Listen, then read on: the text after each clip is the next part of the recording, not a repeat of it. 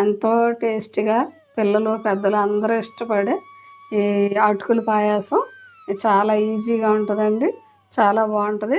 అందరూ చేసుకోండి. మీరు కూడా ట్రై చేయండి. ఎలా ఉన్నదో వెల్కమ్ టు అవర్ ఛానల్. ఈరోజు అటుకుల పాయసం చూద్దామండి. ఈరోజు అటుకుల పాయసం చూద్దామండి. దానికి కానీ కావలసిన పదార్థాలు ఇదిగోండి. అటుకులు ఒక కప్పు తీసుకున్నానండి.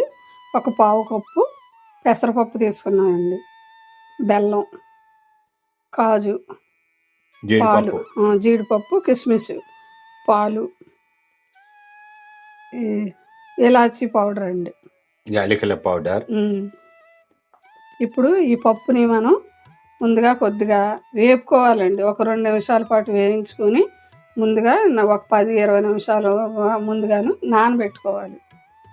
నేను అలాగా వేపుకొని నానబెట్టానండి. ఇదిగోండి ఒక 20 నిమిషాలు అయింది నాని. దీన్ని ఇప్పుడు మనం ముందుగా ఉడకబెట్టుకున్నాం. శుభ్రం కడిగేసి నీటిలో ఇలా వాటర్ పోసి 2 నిమిషాలకి ఇది కుక్కర్కి ఉడకబెట్టుకుందాం. లైట్గా ఉడికితే సరిపోదండి. అటుకులు లావుగా ఉండేవి తీసుకోవాలండి, మరీ పలచగా ఉండేవి కాకుండా. చూసారా, ఈ అటుకుల్ని మనం ఒక 2-3 నిమిషాల ముందుగా శుభ్రంగా కడుక్కొని నానబెట్టుకుందాం. ఆ పప్పు అయ్యేటప్పటికి ఇది నానుతుంది. 2 సార్లు శుభ్రంగా కడుక్కున్నామండి. కొద్దిగా వాటర్ పోసి నానబెట్టుకుందామండి.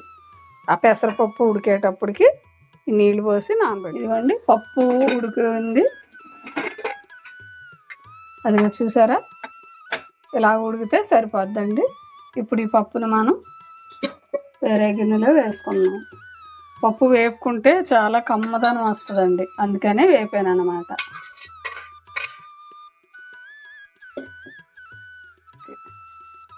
చూసారా, ఇప్పుడు మనం నీటిలో నానబెట్టుకున్న అటుకులను వేసేసుకున్నాము. అటుకులు త్వరగానే నానతాయి కదండి, అందుకని పప్పు ఉడికేటప్పటికి నానబెట్టుకుంటే చాలు. ఇది వేపుకొని పొడిని చేసుకున్న వేసుకోవచ్చు, లేదనంటే దీన్ని మళ్ళీ రుబ్బుకున్న వేసుకోవచ్చు. మనకి అటుకులు ఇలా కనపడతాయి కదా అని నేను ఇలా వేస్తున్నాను. సాఫ్ట్గా బాగుంటాయి కదా, ఇలా అయితే కనపడతాయి.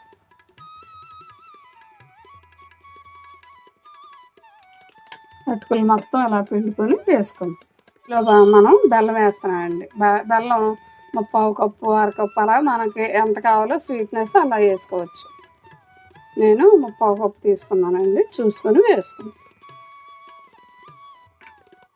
బెల్లం శుభ్రంగానే ఉందండి, లేకపోతే ఇది పాకం పట్టుకొని మనం వడగట్టుకొని వేసుకుంటాం. తురుము చేసి పెట్టుకుందాం.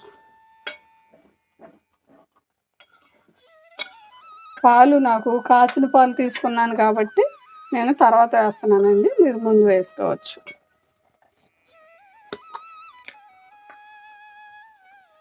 ఇదిగోండి పాలు పోస్తున్నాను ఇప్పుడు.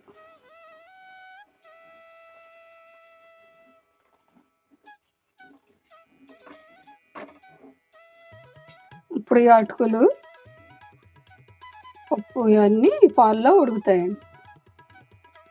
1 నిమిషం ఉడికితే సరిపోద్ది. మనం కాసిన పాలే తీసుకున్నాం కాబట్టి ఎక్కువ టైం అవసరం లేదు. పప్పు కూడా ఉడికింది. ఇందులో ఇలాచీ పౌడర్, యాలక్కాయ పౌడర్ వేస్తున్నానండి.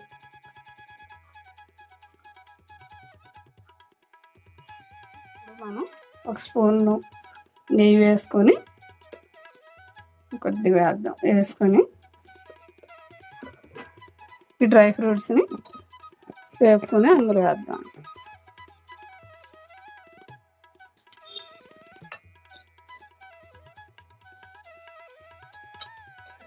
నెయ్యి స్వీట్లోకి చాలా బాగుంటుందండి.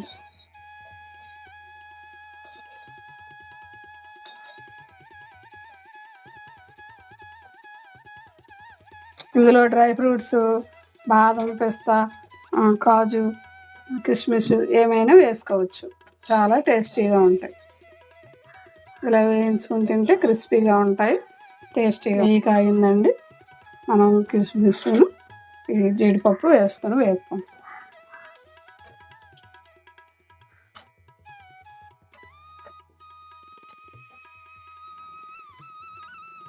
అయిపోయినాయండి. డ్రై ఫ్రూట్స్ వేగిని ఇందులో వేసేసుకున్నాం.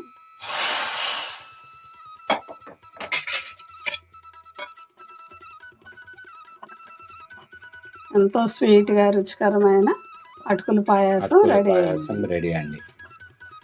ఇందులో సగ్గు బియ్యం కూడా వేసుకోవచ్చు అండి. ముందుగా నానబెట్టుకొని వేసుకోవచ్చు, ఉడకబెట్టుకొని. ఇదిగోండి అయిపోయింది. ఇది చల్లారాక ఇంకా చెక్కబడుద్దండి. మనం ఇలా దింపేసుకుంటే సరిపోద్ది అన్నమాట. ఇందులో నేను కొంచెం ఒక్క చిటికెడు ఉప్పు వేస్తానండి. సాల్ట్ వేస్తే రుచి పెరుగుద్ది అని వేస్తామండి.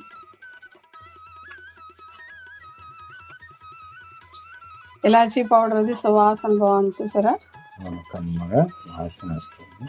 నెయ్యి వేసాకే టేస్ట్ మారిపోయింది, వాసన మారిపోతుంది. ఇదిగోండి చూసారా, ఎంతో టేస్టీగా పిల్లలు పెద్దలు అందరూ ఇష్టపడే ఈ అటుకుల పాయసం చాలా ఈజీగా ఉంటుందండి. చాలా బాగుంటుంది. అందరూ చేసుకోండి, మీరు కూడా ట్రై చేయండి. ఎలా ఉన్నదో చెప్పండి. ఇది చల్లారేసరికి ఇంకా చిక్కబడుతుంది చూసారా, చాలా బాగుంటుందండి. ఇది చిన్నపిల్లలు కూడా చక్కగా తీసుకోవచ్చు. మీరు కూడా ట్రై చేయండి ఫ్రెండ్స్. ఎలా ఉండదో కామెంట్ చేయండి. చూసారు కదండి అటుకుల పాయసం. Thank you for watching.